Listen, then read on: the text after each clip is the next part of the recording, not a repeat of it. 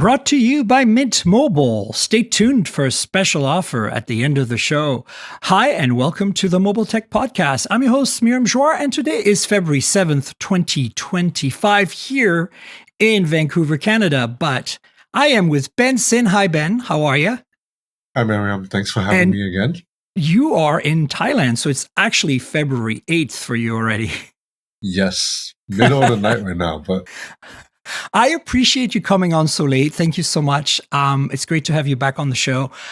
I want to talk Chinese phones because I love them, and I like you feel that we're not getting enough of those in North America. I live both in San Francisco and Vancouver. In Canada, you can see them a little more. They're not banned, but in the US, as you know, unless you go to Alibaba or maybe Amazon, if you're lucky, you're not going to get anything, right? Yet these phones all work generally quite well. And you've touched some stuff that I just can't even get the PR people to send me, like the Huawei phones recently.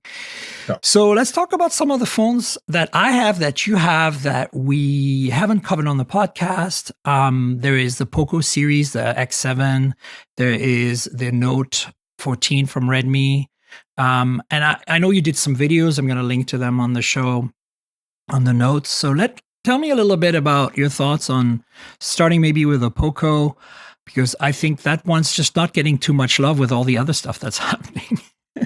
yeah, but honestly, I do wonder what Xiaomi's strategy is, because all these phones came within the Redmi Note 14 Pro Plus and the Poco X7 Pro. They all came within like 2 weeks, and they are very similar value-wise in terms of specs. Hardware, there's a lot of overlapping, so I've been wondering what the strategy is. But I'm assuming Xiaomi's marketing to different regions, so maybe. But the Poco X7 Pro I got was the Iron Man edition, and I think that's interesting for people who are maybe into collectible phones or Marvel in particular. I find those a little bit gimmicky, to be honest, but yeah. Yeah, I liked your video because you pointed out that sometimes, they actually do a much better integration of the kind of, like whatever theme that they're using, you pointed out to the Cyberpunk edition of the OnePlus phone. I only have the regular here, the X7 Pro, but I love this yellow and black. It's very nice, especially with the gold accents on the camera. And it's got the Poco, logo up here. I think it's pretty cool. They did a good job. It's a good looking phone. I like these phones that are like $350, $400. I talked about the Realme 14 Pro Plus last week with TK on the show, and we both had it. And I think that's a really great phone if you're into cameras, right? But these phones, I feel like, are sadly and sorely missing. Like, I think that the OnePlus N series kind of touched on that a little bit for a while in North America, but they've gone. And I think Moto G is the only thing left. And just Moto G is just not quite the same. You don't get an OLED screen at that price. You don't get, I think they're trying, but I don't think they're trying hard enough, considering Lenovo is essentially a Chinese company. What are your thoughts? Like, what do you think they could do better with the brands they have in North America to bring this kind of value to the market? That's tough for me to say, because I'm always told that in the US people just buy their phones through carriers, and when they do that, they might as well just go for the flagship phone. So the budget phones in the US really, maybe they don't have the same market or competition as they do in Asia, where people buy phones outright. But you're right, and I think everyone who objectively looks at the specs will agree that the value proposition you get for phones selling in Asia from whether it's like Redmi or Realme, it's way better than what it's on offer in the US. I always joke that like a $300 Xiaomi phone, it's basically as good as like a $500 Samsung phone. Like Absolutely. You have to cover that $200 gap. When I reviewed my first Redmi Note, which I think was the 9 or the 10, the Pro Plus, I remember thinking, this is like, at the time, I think the Xiaomi 11 was the flagship. I was a Mi 11 back then. And I remember having both. And my review title was like something like 80% or 90% of the flagship experience for 50% of the price, basically. That's kind of what I feel like the takeaway is for the Redmi Note series, like traditionally always. And it's interesting because we started with the Poco X7 Pro, but if you look at the specs of the Poco X7 Pro, it's very similar to the specs of the Redmi Note 14 Pro Plus that you did all this crazy drop test and waterproofing test. That was a really cool video. I've never seen you drop a phone on purpose before, so that was kind of cool. Yeah, so some disclosure that the Redmi video is sponsored by Xiaomi because they wanted me to show off how tough that phone was. And I actually, when they approached me, I was like, "Are you sure you want me to drop it this many times? Because what if it breaks?" And they were pretty confident that it would survive, and it actually did. I mean, I dropped it 5 times. 3 times on wooden floor and then 2 out on I was like amazed when you floor. went like down the marble from like higher than your head. I was like, holy crap. That's amazing. Yeah, and the phone survived, and I think that phone it's an excellent value because the main camera is quite good and the haptic engine is really good for a budget phone. And IP68 water and dust resistance, and it can survive at least 5 jobs for my testing. Yeah. I think isn't the Poco X7 Pro IP69?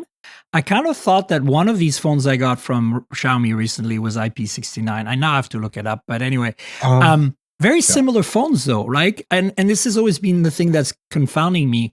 Do you have a grasp of what markets get what brand? And because I always thought there 2 brands existed, Redmi and Poco, because of different markets, like India maybe gets some of them and Vietnam gets another. Which do you know what the distribution looks like? Are countries getting both? That's the thing that's been so confusing to me because Redmi and Poco, they do usually sell. There's a lot of overlapping but where I am in Thailand, there's no Poco, there's only Redmi. So I guess in some countries in Southeast Asia, you only get one of the 2, but in Hong Kong, you can get both, and in I think Singapore, you can get both too. So there's a lot of overlapping, but that's what Chinese brands have been doing. I actually don't really know what the strategy is, to be honest. Like how can you pump out this many phones that are similar, even though they're all great phones, but. I mean, I think that's what Xiaomi invented, right? Like they did it before BBK Group, what I call part spinning, right? Like the whole idea of like you have these chassis that are pre-made and then you kind of go like this display with this resolution also fits this chassis, this camera fits this chassis, this processor, and then they have different motherboards that are pretty much identical with different chipsets. And I think they can kind of like play, pick the part as you assemble the phone basically, and they can come up with different, but I feel like this fragmentation might be hard to keep up in terms of software updates or even bug fixes, in terms of maintenance and supply chain and repair, if there is repair service in these countries, which I assume there is. I don't know, it seems a bit odd. Like I think they've pushed it a little bit too far, and I think BBK is doing the same, like between Realme, Oppo especially, right?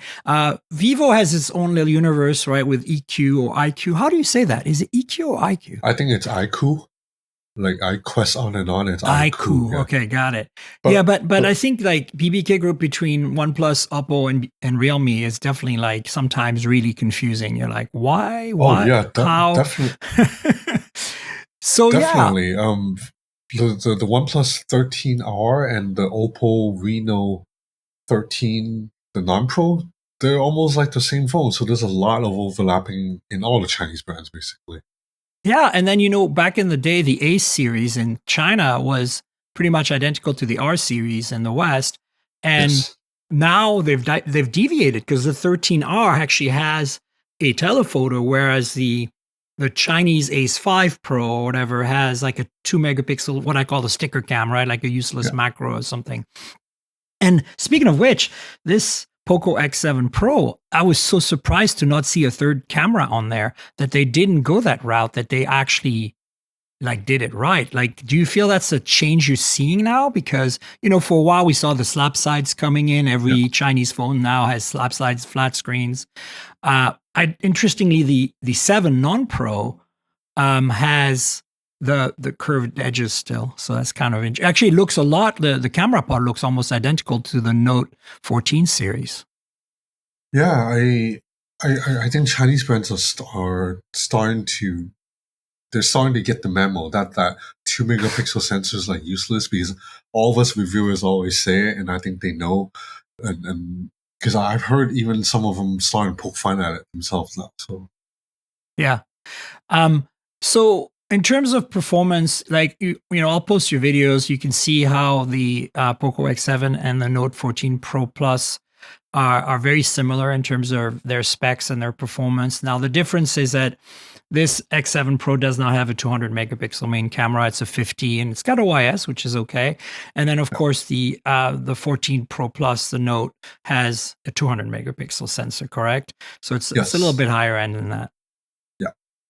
And then processor-wise, this has a Dimensity 8400, which is kind of technically faster than the Qualcomm chip, right? Was it 7S Gen 3 on the 7S 14 Gen 3. Pro Plus? Yeah, the MediaTek chip is technically a little bit faster, the CPU, I believe. Yeah, and it's interesting too because they're going to up to like what I call 1220p displays, like 1.5K. They're not doing 1080 anymore. They're just not doing Quad HD either, but they're going in that middle ground where you find also the OnePlus 13R and a few others, which is really actually surprising to me, especially at that price point. Doesn't seem to me there's any reason to go beyond 1080p for most people, especially at $350, $400. Yet they're doing that, which is like kind of crazy, right? Yeah, you definitely.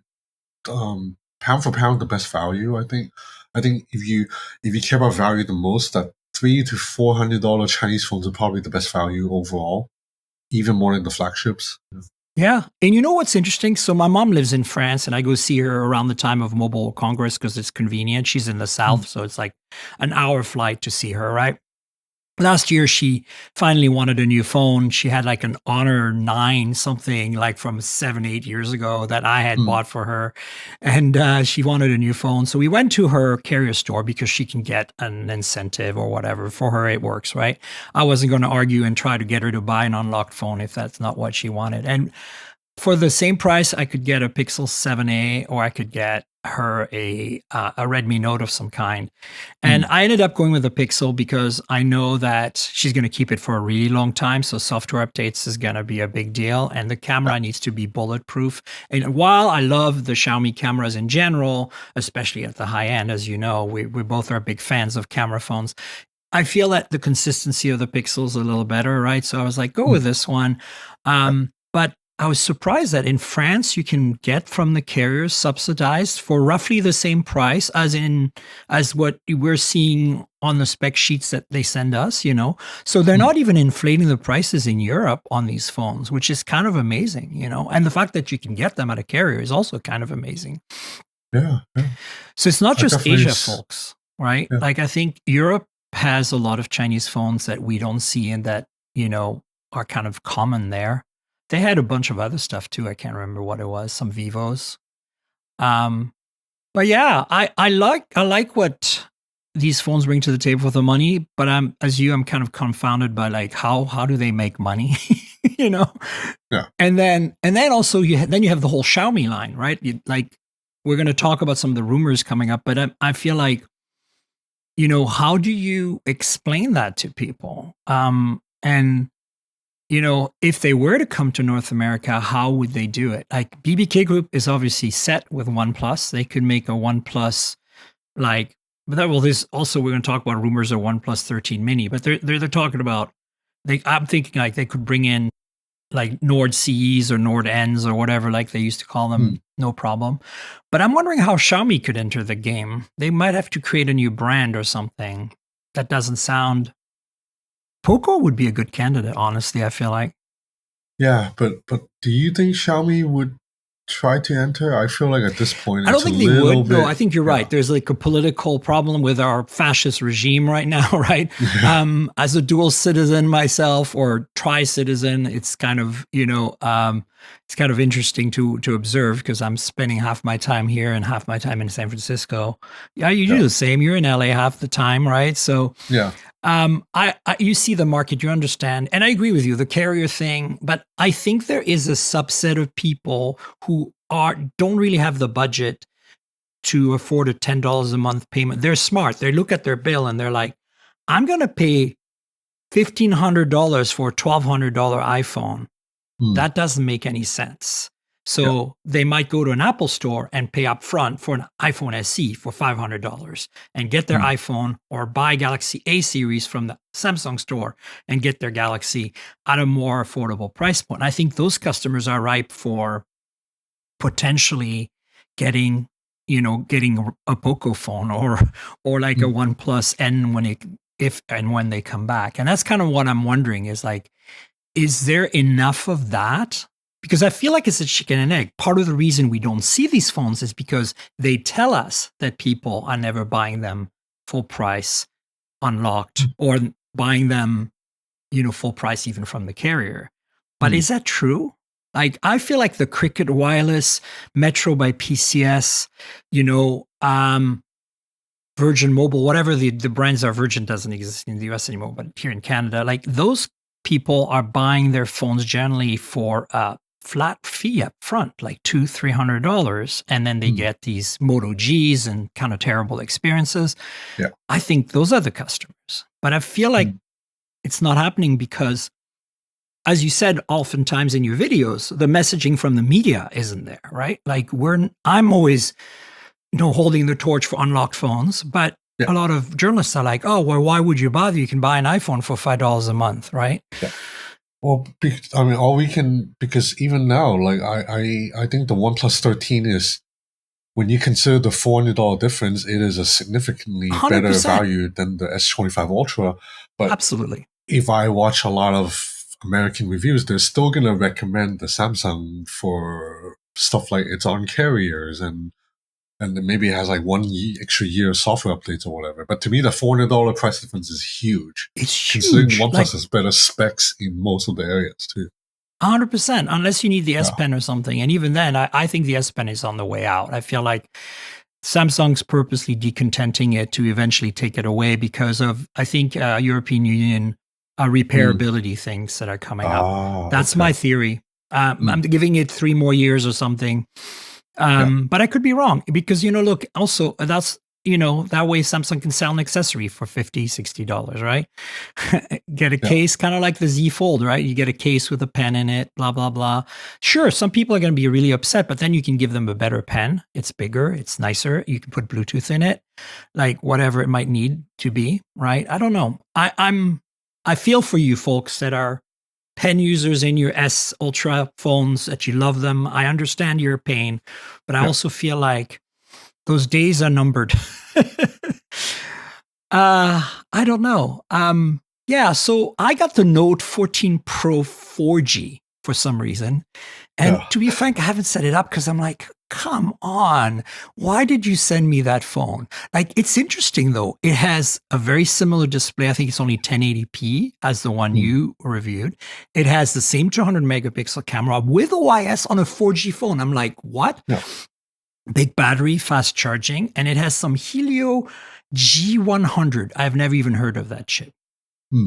Like, I guess they still make new Helio chips and they just don't tell us in the media because, MediaTek is one of my regular sponsors. I'm very tight with them. I would have heard of that chip by now, but it's my first time ever seeing that chip. I mean, Helio G95 was the last thing I knew existed. So I'm kind of surprised. Like, I understand some markets don't have 5G in the world, like developing countries, but it seems odd to me that they would still purposely make a 4G model. Because how much money do they save? I guess the chip is much cheaper than a Qualcomm chip, right? I'm assuming so. And the 4G model must be for a few select countries that don't have 5G connectivity yet. Maybe in, less fortunate parts of the world. But even Africa is getting 5G, I hear. So I'm like, where can that be? Or maybe it's for markets that have 5G, but 4G is still very prevalent and they don't need to spend the extra money, right? Because if they can save in where you are right now in Thailand, right? Things are super price sensitive. I presume like a $10 or $20 price difference on the sticker of a phone is probably a big deal for people, right? On the budget end, yes, but when it comes to flagships, people would just buy iPhones anyway, regardless of the price. Oh, is iPhone really popular? Tell us in Thailand, what's the most common phone you see? Is it still the iPhone? Well, in Thailand, it's basically like most of Asia. Anytime you see a young person or someone that's well-to-do, they're almost always carrying an iPhone. So Android then becomes a phone for either like tech geeks and nerds, or people who are clearly maybe need to can't spend that much, so they use the Right. very budget phone. That's the case everywhere. It's kind of sad because I really feel like Android flagships are getting so good, but people still default to the iPhone, and whenever they have like that younger crowd, they it's just like yeah. You're preaching to the choir. And here's a funny little statistic for you, Ben. Most of my listeners, I mean, not by a large amount, but most of my listeners listen on iPhones. Mm. Yet my audience is an Android tech savvy, early adopter, flagship, camera loving audience. Yeah. And even I have an iPhone. It's recording the backup audio right now because the mics are so good, and I use it for video. Like I'm sure you use an iPhone for video sometimes as well. Yeah. It's interesting because I feel like a lot of friends that I have that are tech savvy friends, even in the media, have an iPhone because their family have an iPhone. Like they personally carry an Android phone as well most of the time, but their main phone is still an iPhone, and I'm the contrary. My main phone is still an Android phone. Yeah, I mean, honestly, I think of all our peers, it's just me, you, and TK Bay that really and Michael Fisher, who actually carries an Android. Nick Gray as well, I think. Yeah, like 4 or 5 of us. Yeah, who really carry an Android phone, because everybody else, you're right, the main phone, the SIM is always in the iPhone. They just carry a second Android phone they're reviewing, but otherwise, there's still iPhone. Whereas me, you, TK, and Nick Gray, we actually daily drive an Android. Like my SIM card is actually in an Android. Yeah, me too. And I buy my iPhones in Canada so I can have a SIM tray because the bands are compatible. And I actually never put a SIM in it. That's the irony. I purposely buy it so I have the option, and then half the time it's sitting in my bag, tethered off a hotspot to be used for whatever I'm using it for.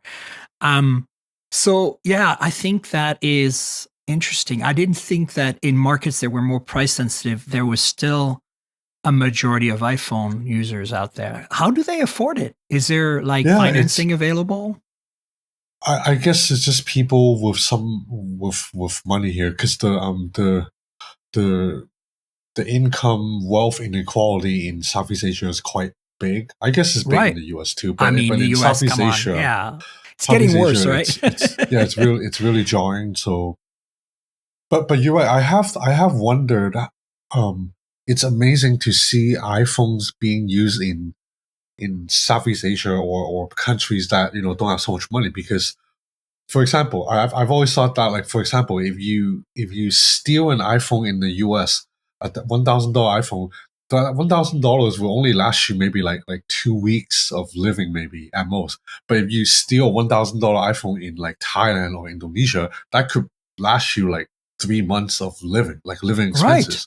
So I wonder why there aren't more like thefts of iPhone, but it's safe. Like, it's not like people are getting the stuff stolen left and right, even though they are so valuable. Like, that one phone can fund maybe 3 months rent in Thailand, whereas in the US it's like 3 weeks rent, half a month rent.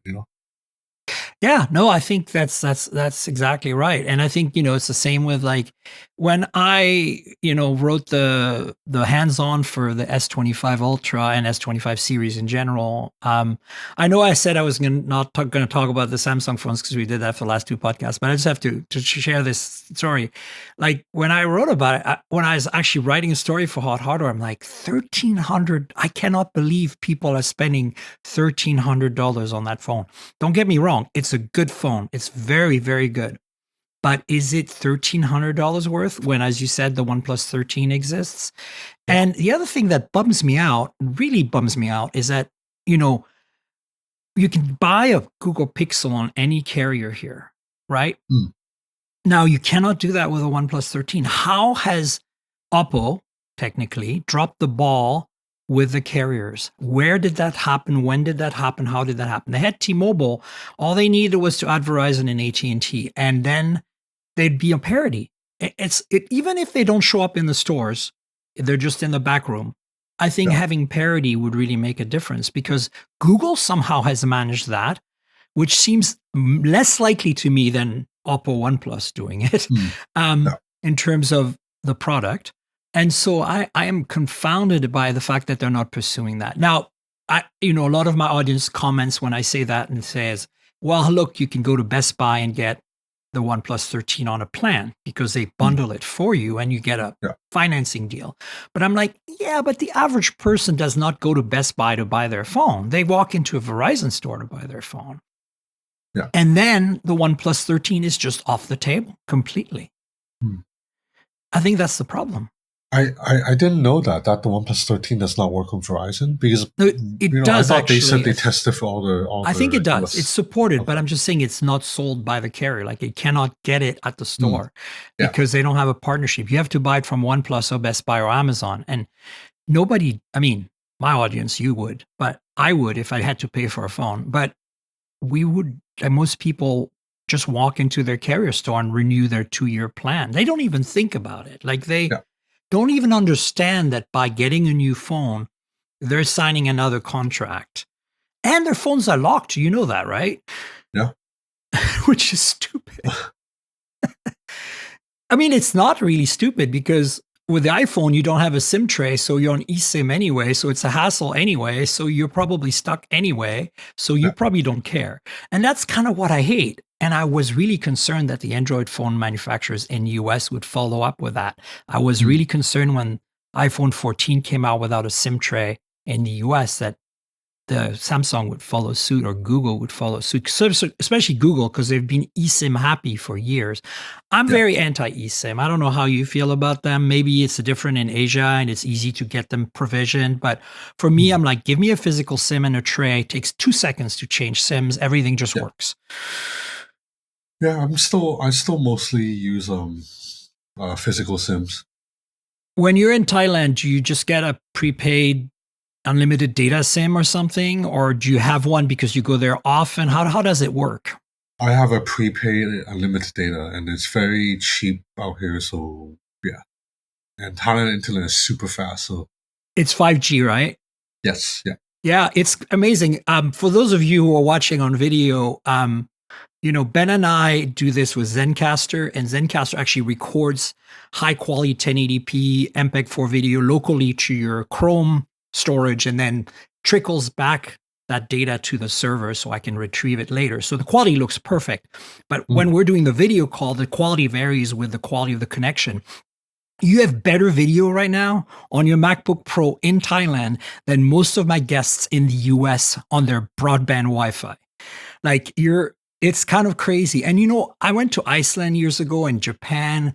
And I mean, I've been all over Asia, of course, as well. But I'm just saying, like, the ones that stood out were Iceland and Finland and Japan for me, where the data performance on 4G and 5G was unbelievably good. Like, you could be anywhere and you always had 4 bars or 5 bars of signal. You had megabits, hundreds of megabits, if not gigabits of data performance. And, how can we not get that level here? Like even Canada is kind of like, Canada is very expensive too in terms of pricing. Okay. I actually don't know. I don't know the technology enough, but it is jarring for me to be in the US sometimes. And I'm already in Los Angeles, a pretty major hub, but there'll be times when I get really bad reception here. When in Hong Kong or in Thailand, that never happens. Anywhere you go, how deep underground, you're getting full bars everywhere. Yeah, that's exactly what I'm saying. And like, it's so interesting to me how we just don't get that. And even when I visit Europe and I'm roaming, I typically use a Fi SIM to roam because they're pretty good. And I get better performance than I get in the US half the time. I also roam on T-Mobile since I'm a T-Mobile customer, but the T-Mobile free roaming, as good as it is, isn't quite as there's definitely a priority issue in terms of the networking, right?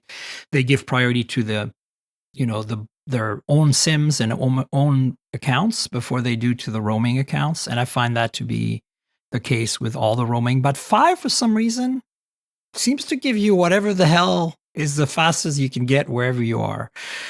So I just activate it when I need it. I'm off to Germany next week, and I'm going to be using my Fi SIM there as well as my T-Mobile SIM. But do you keep a permanent SIM in the US then? as like I do. I do? I use Mint Mobile, the sponsor of this podcast. Oh, yeah, I Yeah. like Mint. They gave me a few SIMs, so I use that. The lovely thing about Mint, in case you folks are interested in joining, and remember at the end of the show there'll be a special deal. You should listen for that. That you can roam for free in Canada with Mint out of the box. Like Oh, cool. international roaming is an extra package, but free roaming in Canada and data and everything, just like T-Mobile customers or AT&T customers. I think if you're on postpaid on both of those, you get Canada is all for free included. Hmm. So Oh, that's kind of nice. And yeah, one thing I wanted to mention is that maybe it's just because I'm in LA when I'm in the US. Mint Mobile works perfectly fine on all my Chinese phones because I always get comments saying they want to get this Chinese phone, but they don't think it will work on the US carrier. And I'm like, what do you mean? On Mint Mobile, T-Mobile works fine, but maybe it's because LA is better. Maybe if you're in Arkansas, they don't have all the bands. Well, so actually, I can give you some information to the audience about that, having tried it out. So T-Mobile and obviously Mint Mobile, any NVMO, whatever virtual operator, that's T-Mobile based, will work fine. The trick is that with AT&T, it will still work, but they will send you a nasty text saying your phone is not compatible with our network. And the reason for that is because they require VoLTE to work because of 911 emergency calling. Okay. So what I've found is that it's a bit of a lottery. Some phones have VoLTE, some Chinese phones have VoLTE support, and it just works fine. You still get the nastygram because they look at IMEIs and they send you this message. If you're not basically a Samsung, a Pixel, a Moto, a OnePlus, or like an iPhone, they send you a message saying you're not compatible. Just cover their asses, I think, legally. Because if you dial 911 and you don't have VoLTE, you have data, you're perfectly good, but you can't make a phone call because they drop 2G and 3G support completely on AT&T. They can't connect towers at all, which is crazy to me. But Verizon doesn't work on the Chinese phones at all, and that's definitely a problem. But AT&T is basically try it and see what happens. But if you can't make phone calls, don't be surprised. And then, of course, VoLTE solves the problem. But they also have some phones that have VoLTE that will make phone calls on AT&T, but apparently are not certified. So, I mean, it's just wrong. Like, you and I come from a world, like having grown up with GSM for years, that everything just works. And that's the whole point of it. So the fact that they're making all these exceptions is crazy. And I really love that T-Mobile is sticking with it. They're not requiring you to have any of that functionality. I do wish more Chinese phones had Wi-Fi calling because it really, really helps, especially when you're roaming and you want better phone call performance. I don't know what your experience has been with VoLTE and Wi-Fi calling on Chinese phones, but is it prevalent on the carriers abroad to use these functionalities? I wouldn't know because I don't speak to a lot of people. You don't use phone call, Neither do I really. It's true. I mostly call, use my phone, my US phone when I call. I have a Canadian SIM with TELUS as well. And that's a postpaid account that I pay for full time because I'm here about half the time. But yeah, interesting phones. I know we've deviated a lot from the Poco X7 Pro and the Redmi Note 14 series, but they're just good illustrations of some of the things that I wanted to talk about with you. And let's talk a little bit about Huawei because I used to get all the Huawei phones, obviously. And then, once the ban happened, they dropped their PR agency in the US, and that was RacePoint, which was an awesome agency. And we stopped getting devices. You still get them because of your connections in Asia, which is lovely. And so I'm living vicariously through your coverage. And you just did the new Mate X6 folding phone and the latest Nova phone as well. And wow, they're so lovely. And I kind of wish I could try them out. What I wanted to ask you was about the whole thing with micro G, because I have a P40 Pro Plus. That's the last one I got, and I kept it. I was like, they're not getting that back. I don't care. That is such an incredible camera phone still today. And it's the last Kirin chip that had like less than 5 nano or had 5 nanometer, had 5G. It's really still super fast today. It still runs really well today. And I don't have micro G on it. I have I can't remember. I have some Play Store that not Play Store, but like I have a third party app store that I installed that connects to the Google Play Store and lets you download the apps and they work. But then you Hmm. don't get some of the functionality doesn't work. So I'm kind of looking at maybe installing Micro G. Can you tell us more about that? How easy is it? Do you have a good experience with it? Do you think it would Yeah, be viable for somebody based in the US or in a country that Huawei doesn't sell phones in? yeah. So I believe starting with the most recent EMUI, I forgot what version, but that version almost integrated support of micro G almost like natively into the Oh, UI. wow. I don't know how Huawei does it. I'm not even sure if it's like anything suspicious, but basically on the Mate X6 and the newest Huawei phones now, you don't because previously micro G is almost like a sandbox. Like anytime you open a Google app, you have to see that micro G screen before you go get to your Gmail, YouTube. But now on the newest EMUI, that step is skipped entirely. It's almost as if the Google apps are running natively on the phone, and and everything is seamless. If I have a photo in my Huawei photo gallery, I want to upload to Google Drive. It Google Drive is in the share menu that just uploads directly. So Wow. yeah, I mean I don't know exactly how Huawei's doing this, but they've made it look seamless. That if you if you didn't know any better, you would just think this is just a normal phone with Google mobile services. You wouldn't know it's like a workaround. And I think it's interesting you bring that up because I feel like Huawei is definitely skirting something here. And don't get me wrong, I'm completely anti these sanctions. I think it's the yeah, stupidest, and for consumer devices, I think it's the stupidest thing ever. I feel like you know, I'm anti that. So, all these security concerns or whatever, I don't care. I don't want to hear about it. I feel like it's silly. But I feel it's also that Huawei has kind of like found the edge of the blade, as it were, as to what they can do, even with the yeah, Kirin chips, right? The new Kirin yeah, chips.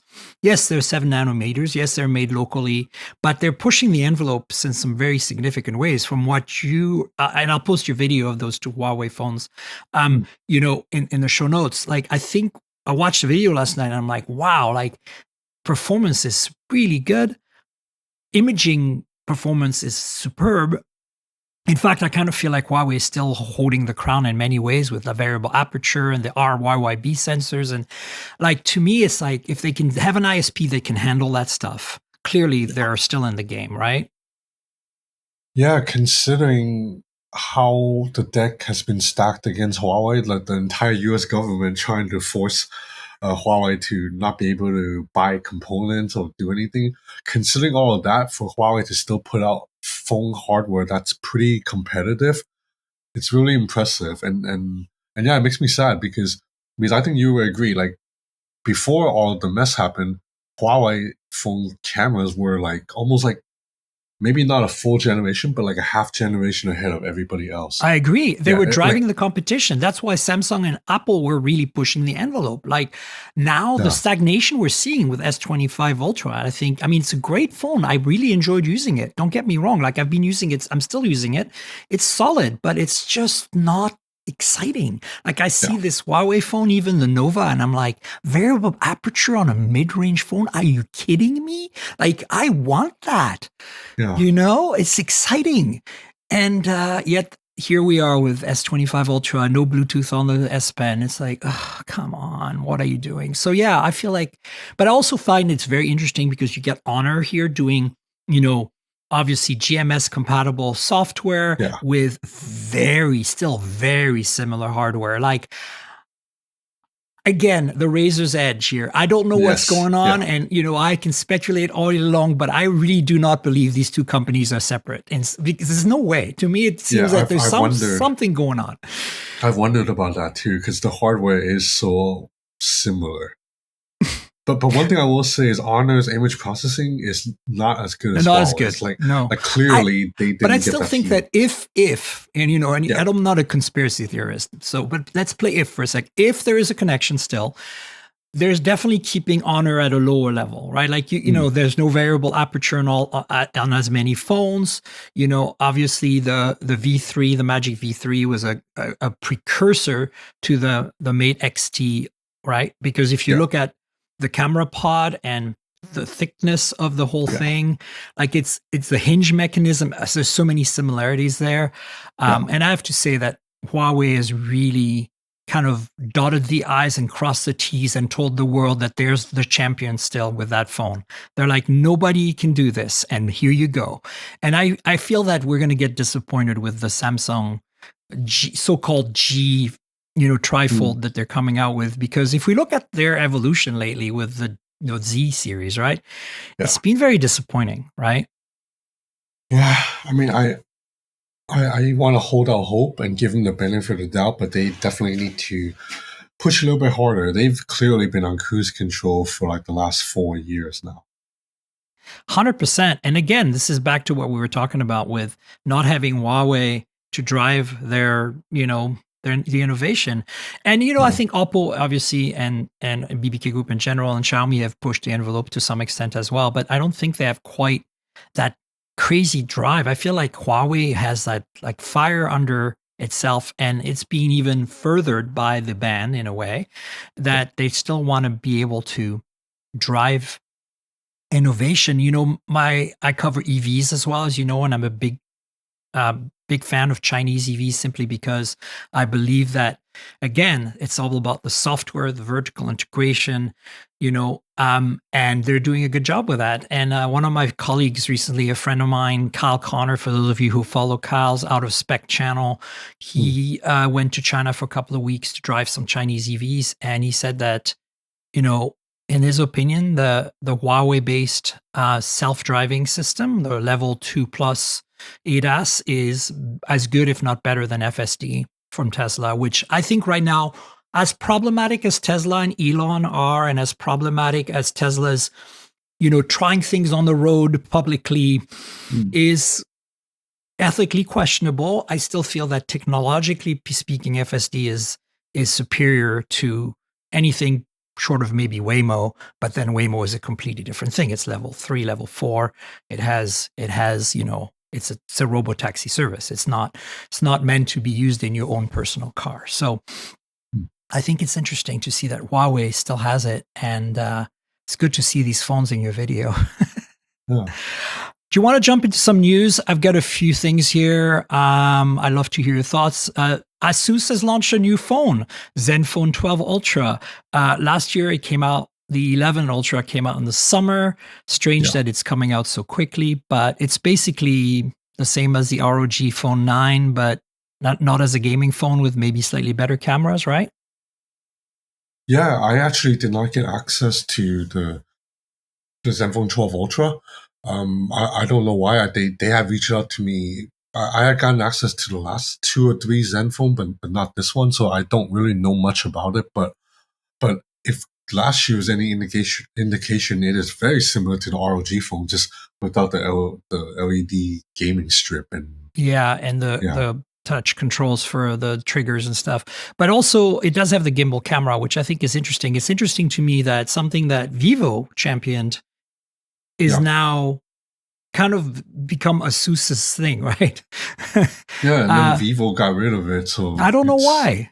Yeah. But then again, Vivo, the X200 series, the Pro and the upcoming Ultra are really going to be quite great. So, I still think the gimbal idea had value and had merit. It's interesting that ASUS is sticking with it. At least somebody's sticking with it, right?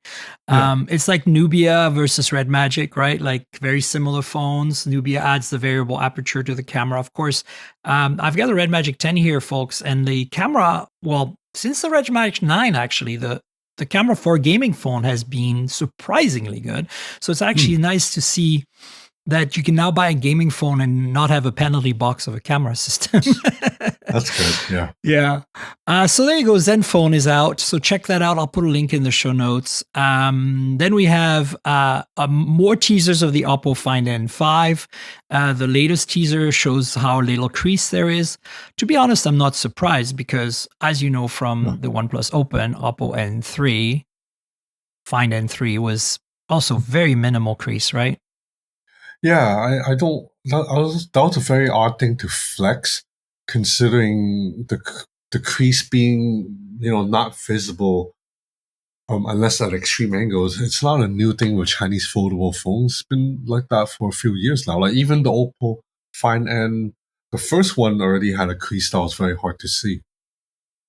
What do you think the strategy is here? I'm a little confused because last time we got the OnePlus Open, and this literally at the same time we got the Oppo Find N3, right? I never got the Find N3. They only give me the Open. I love that phone. I had it in my pocket for almost an entire year as a second Android because since I have an iPhone, but my iPhone is in my bag, I can have a second Android phone, obviously. Right now, it's I've got a Pixel 9 Pro Fold, and then I'm carrying the S25 Ultra, but I'm probably going to switch to something else soon. No, we're not hearing any rumors of OnePlus Open 2. Like we know that it's going to be the same, obviously, but there are no actual rumors of it coming. It's all super speculative at this point, where it's obviously very clear that within the next few weeks, if not at MWC, we'll get the Find N5. What do you think is going on here? Do you think they're coming out with a OnePlus Open 2, or do you think they just didn't sell enough OnePlus Opens in North America to justify OnePlus making one, and then this is going to become a global phone that you'll be able to buy everywhere? That's what I'm suspecting. Maybe the OnePlus Open didn't sell too well, and that's why OnePlus isn't going to launch this in the US. It's unfortunate because I thought the OnePlus Open was excellent, but OnePlus had all the obstacles that we just talked about. They're not on carrier, so people still don't know about the brand, and they don't have access to the phone via carriers. Even though if you go by spec, the OnePlus Open was better than at the time of release. It was definitely the best foldable phone in the US. I agree. So I don't know. I'm feeling a little less optimistic about us seeing a OnePlus Open 2. I hope we do, and I hope it doesn't come too much later because, when the OnePlus 13 came out in, what was it, November? In China, we knew everything about it. And, I love my OnePlus PR folks in the US. Don't get me wrong, Spencer, hello, you're awesome. But it's always hard for us when we get directives from them saying you can't talk about, it's like it's out there. It's a Chinese phone. It has the same specs. Yeah. So, so I hope we get an Open 2, but we're definitely getting I hope so as a fan, and also because it would push Samsung and Google a little bit more to step up their game in the foldable space in the US. Oh yeah, 100%. It's clearly the hardware, the Oppo Find N5 is looking incredible. It's going to be probably the thinnest foldable phone yet, which would be pretty crazy. But to be honest, I think foldable phones have gotten thin enough. I don't need them to go any thinner. Instead, I want them to give me a better cameras again, because clearly the foldable phone cameras are still like a tier below the best slap phone cameras. I agree. And you made a good point about that in your Huawei Mate X6 video, where you said, hey, this matches flagship performance, camera system. I mean, it's triple 50 megapixel, has a variable aperture, has a proper periscope, telephoto, like the video samples. I was most impressed with the video samples you showed at night. I was like, what? Like, Android at night is always a mess. Somehow, I mean, iPhone isn't great at night either, but that's, the challenges of small sensors in the dark. But still, I was like, wow, this is really good. Let's see what happens. I hope that Oppo flexes it on the camera side as well. And I hope we get wireless charging this year. I know it's not critical for everyone, but I like it myself. I use it a lot. So even if it's a case with magnets that I have to add, it's totally fine. I'm okay with that. I don't expect them to have the magnets built in there at that thickness level. So, yeah, probably not. But I do think I'm actually surprised. I'll be surprised to have wireless charging on this. If they do, great. I'm not going to be mad at. I'm always mad when a camera doesn't have OIS or a phone doesn't have wireless charging. I feel like those are table stakes, but that's just me. So I'll be mad, but I will be accepting of their decision because the thickness is very impressive. So stay tuned. We'll have more about this. And also, it looks like February 20th is a date to mark in your calendars for this phone. This is also not confirmed, but there we go. OnePlus 13 Mini. So do you think that's happening? Do you think that's real? I feel like that's odd to me, but that feels like OnePlus 13, 13 mini is like Oppo Find the Pro and the non-Pro, the X8, right? Yeah. I don't know. Where do you think that is?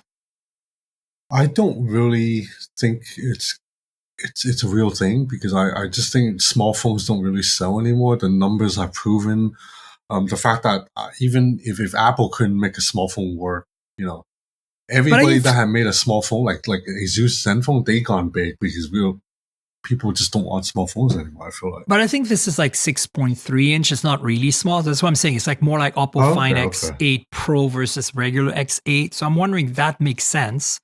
But also wondering if that's not, it's just going to be China or if it's just going to be Europe or something or India. Like we're not going to see, I don't think we're going to see this in the US. It doesn't make sense when they have the 13R already. Yeah, I don't think so too. Yeah. So take those rumors with a grain of salt, folks, but keep an eye on, maybe we'll get a OnePlus 13 mini in some markets. Xiaomi 15 Ultra keeps leaking. The big thing to remember here is we should be hearing something February 26th. There's some photos here of it. Obviously, who knows if this is legit, but I have no idea. Does look pretty cool. I like the idea that it looks like a camera. Any thoughts on that, on this rumor? I'm very excited about it because I hear it's gonna have a 200 megapixel zoom lens, the periscope camera, the same sensor used in the Vivo X200 Pro and X100 Ultra, which is in my opinion the best zoom lens on the market. So yeah, I'm excited. I loved your videos about that. It was very, very cool. Yeah, I'm excited. I think the Xiaomi Ultras have really pushed forward in trying to set trends. And even though I think Vivo cameras are a little bit better because I think they have superior processing, in terms of hardware, Xiaomi's hardware has been among the top for the past 3 years now. Yeah, I have the 14 Ultra from last year, and it's been one of my favorite phones, especially with the camera kit. The ability to put filters on. I've done like a polarizer for taking photos of cars. It's been fantastic. And just in general, having some manual control with all those settings that you can control on the grip. I know it's very niche, but I feel like it's good that there's companies that every major Chinese maker, in fact, has some sort of camera phone, that's like a camera focused device, whether it be, Oppo or Vivo or Xiaomi or Huawei, and even Honor, I guess, with the Magic 7 Pro to some extent. Yeah, the studio hardcore, yeah. Yeah, I think it's cool. I want more of that. And in a way, I don't want to, kind of diminish the S25 Ultra. Is a pretty damn solid camera. I finally played with the telephoto a little bit more. Like I pushed it a little harder, like 30x the other day. And I was like, oh, this is better than the S24 Ultra, maybe a little better. It's still not, Oppo Find X8 Pro good or Find X7 Ultra or Vivo or Xiaomi, but it's pretty damn good. So I think we're getting there. The iPhone, I feel like, doesn't anything past 10x. I wouldn't use it for that. No, it's too small. They need to go to a 50 megapixel telephoto. Is basically where they need to go, at least, right? Yeah. All right. What else do we have here? We have Nothing Phone 3A. Is again, keep your calendars ready for March 4th on this. Phone 3A is rumored to have, or is teased, sorry, this is a teaser, to have a camera button. So, okay, I'm in for that. I'm happy to see a camera button. I liked it on the Find X8 Pro. Yeah, huge fan. I'm a huge fan of the Oppo's implementation. Much better than the iPhone, right? It's actually, you care about using it, right? Yeah.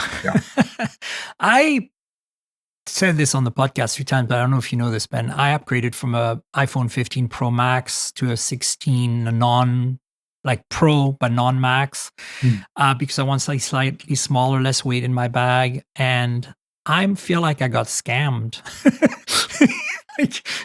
Because the telephoto is still meh.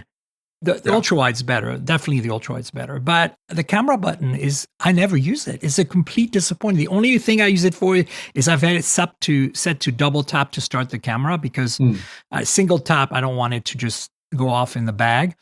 Yeah. But it's been like, why? Like this whole they need to revise this entire user interface. I think that all we need is a double detent. They have the potential of making a double detent happen with the haptic feedback and everything. Yeah. I basically stopped using the camera control button. I was very excited for it, but I just thought Apple's UI is way too complicated. You have to like double tap to cycle through the menu, and it's just like, it's a nightmare. I want them to change it. You know, like they changed the user experience completely. The UI, you had to relearn it on the Apple Watch a few years ago. And I thought that was insane. I was like, how do Apple users accept that change, you know? Yet, I guess it was forced on them. So can we get Apple to force a new user interface using that hardware so that I can actually use it and make it my own? Since I spent the money, Apple. Anyway, I went 3-4 years without upgrading. I had an iPhone 12 and I went to a 15. And then I went to a 16, and now I'm like, I don't think I'm going to buy a new iPhone for 2 or 3 years again. I feel like it's a scam. Anyway, especially as an Android user. Okay, what else do we have? Oh, so the Mate XT Ultimate, the trifold from Huawei, the incredible, marvelous piece of engineering that it is now coming to global markets, which I think is very cool. Apparently, what's the country that is coming first? Malaysia. So yeah, I just got the invite, so I will probably go. You're gonna go? Probably. Cool. It's very last minute. They just invited me like 10 days before, but yeah. Well, if so they're flying you, I must have been like the backup option or whatever. If they're flying you out, why not, right? Yeah. But that's interesting. I'd be curious to see what the pricing is going to look like. I know, yeah, but it's interesting they're launching in Malaysia, because Malaysia is the one country that that I still see a lot of Huawei phones. So it's almost like they don't mind the lack of Google. Yeah, because when you go to Malaysia, like just a lot of Huawei phones. Yeah, it's interesting. Yeah, that's all good. All right, let's see what else we got here. Speaking of trifolds, I just mentioned earlier, now the rumors are that the Galaxy trifold is going to be the G, because it will fold on itself twice, right? Like that's kind of the shtick, is that instead of folding like a W or a Z, like the Huawei, it'll fold like twice, right? Like so one like a book, right? Like you fold it once and you fold it in itself again. So it's going to be a really interesting hinge. Does that mean they're going to have an external display as well? Like they must, right? I mean, think logically how it works. Yeah, I feel like if you fold twice, and you would need a screen on the outside, right? So I can't see it being as thin as the Mate XT. And yeah, probably not. Yeah. Samsung, you can do so much better. You know, you and I haven't even talked about the Fold Special Edition and how the hell did that happen? Why did that happen? Is that a reaction? Was that what they had planned all along? It definitely is a reaction. It's funny because the Fold Special Edition, it's basically just like a Chinese foldable phone. It's wider. The hinge is flatter. It uses the water drop hinge, so it's basically like if you had picked up a Vivo or Oppo foldable from 2023. It's just, for Samsung, it's a new thing. Yeah. But at least Samsung is finally conceding the foldables need some changes. And I think the Fold 7 will probably be like that with the wider aspect ratio, which I like. Me too. I prefer it, frankly. Yeah. Let's see what happens. It'll be interesting. Oh, this is only interesting to me because I'm a Pixel hostage. I always joke that I have like Stockholm syndrome. I can't get away from a Pixel to save me, to save my life. So I'm obviously a big fan of the A series as well. And the 9A we know is coming. And we now have colors, which, okay, now that I've seen it in colors, the lack of 3D pill makes more sense to me, because now it looks like a Pixel still. I was really afraid with all those leaks of the black one that it was going to be that they're giving up the pill. They're giving up their kind of like signature design. But now I see those colors and I'm like, oh, okay, so that's fine. What's your take quite on early in March? Because previously March 19th. So Because yeah, previously the A launches in May, right? I believe. I think the last one was in May. I think the problem is that they were launching them kind of in concert with IO, and I Yeah. think that Google is really not a hardware company. IO really should be focused on software and services and AI. Hmm. Yeah. And you know, I always got the awkward feel. I don't know if you've ever been to IO when they distributed the phones, but it's always Hmm. been this, like to the media, it's always been this weird, awkward thing where at the very last second, they send you an email saying, come pick up your phone at the media room. And then they're like Okay. awkward, likely distributing these phones. And everybody's kind of like, they're like not admitting that they have them. It's just really weird. I'm like, I'd much Okay. rather them come out with it early, see us review units or not, even if we have to go out there and get them after or whatever. I'd rather than that and leave Google I/O alone. I think this is probably a better idea. But Okay. yeah, it's Yeah. coming to Europe. We have European pricing in that link that I'll put in the show notes. It looks pretty similar in pricing to last year, so that's okay. Hmm. How do you feel about Pixels, Ben? I was a big fan of the 7. I actually had it as my phone of the year. Wow. But then the 8 and 9, I've been a little bit underwhelmed. I just thought not enough improvements. Because 7 was quite a big jump in Yeah, hardware I agree. over like even the 6 was a big jump too, but 7 was like polished. Um, and this year the 9, I was a little bit disappointed. I thought the fact that even when you zoom in and out, the camera lags. There's like jankiness. You cannot zoom in and out. Like you can't switch camera smoothly in 2024 for and it was expensive. It was what $1,200 Yeah. for the big one at least. Yeah. It's Yeah. it's Tensor. Tensor needs to die. Yeah, but I do really like the Pixel software experience. Me But too. just the hardware. It's a little bit behind. I mean, let's not even talk about the Chinese phones. Way behind the Oh, Chinese I phones, know, but I it's know. even behind Apple and Samsung. So I agree. yeah. I feel like I like the new industrial design and the build quality. I think has improved. I think there's been a big gap, a jump again between 8 and 9 in that Hmm. sense. But here's the problem. It's always really hard for me to upgrade my Pixel year to year because I'm like, I'm so happy. Like I kept my 6 for almost 3 years, 6 Hmm. Pro, because like I was like, okay, yeah, better. It's like it had overheating and battery life issues, but it's so similar to go to the it felt so similar to go 7 Pro to the 8 Pro that eventually I finally went to the 8 Pro and then now I'm on the 9 Pro Fold. But I feel like it's hard for me to almost change phones with Pixels every year because they're so Hmm. similar, and Tensor is still disappointing, but then the software is so great that I Yeah. feel like, I don't want to give it up. So I don't know. I have a lot of mixed feelings about it. I Hmm.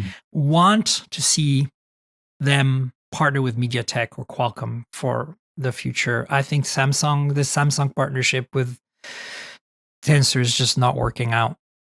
Hmm. Yeah. Yeah, that's basically where I'm at.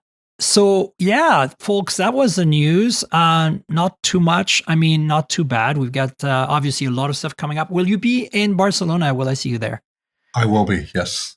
Fantastic. So I'll see you there. I'm going to be there as well. I'm going to go see my mom again, make sure her Pixel 7a is in good working order, and then come to Barcelona and then come back to San Francisco for a bit. So looking forward to it, honestly. It's a bit of a quiet year, it seems, in terms of, announcements, but I feel like we're going to get, looks like we're going to get the Xiaomi phones for the global markets, the Ultra. We're going to get the Oppo Find N5. We're going to get, I don't know, maybe some other stuff, techno. I don't know exactly what's doing what, but I'm happy to go. And I always love to go. To me, that's the best show of the year. Yeah, I I don't agree. know. It's my favorite. And Yeah, Barcelona is so beautiful too. I know. Barcelona is great too. Yeah. So that's it, folks. Ben, do you want to tell folks where they can find you? Obviously, your YouTube channel, your social media stuff, and maybe tell people where you write as well.